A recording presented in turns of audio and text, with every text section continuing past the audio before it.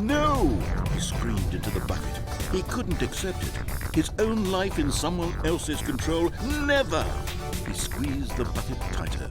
His one friend in the entire world. At this point, he could trust no one except for the bucket.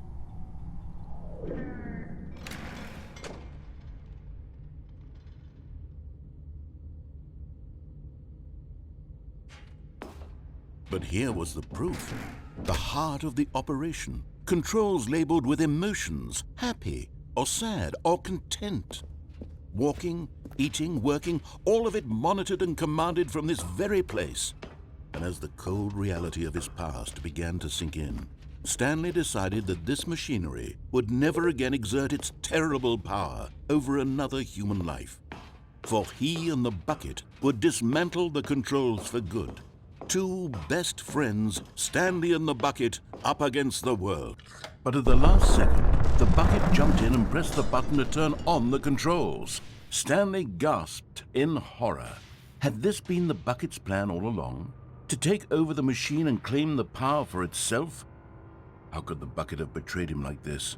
Stanley was prepared to throw the bucket away in disgust when suddenly an image appeared upon the enormous screen. Birds.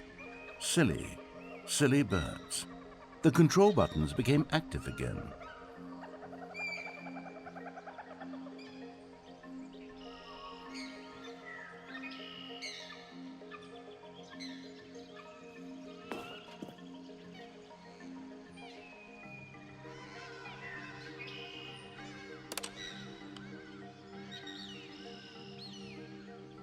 Stanley flipped through one video of silly birds after another, and then it dawned on him.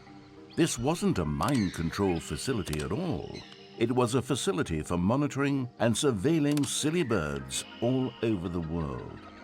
The mind controls were only a facade to disguise its true intentions.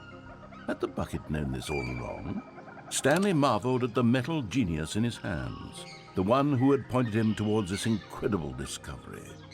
Stanley and the bucket never found freedom because they spent the rest of their lives here in this place, flipping through live streams of the silliest birds imaginable. Of all the possible paths his life could have taken, this one was surely the best. And Stanley was happy.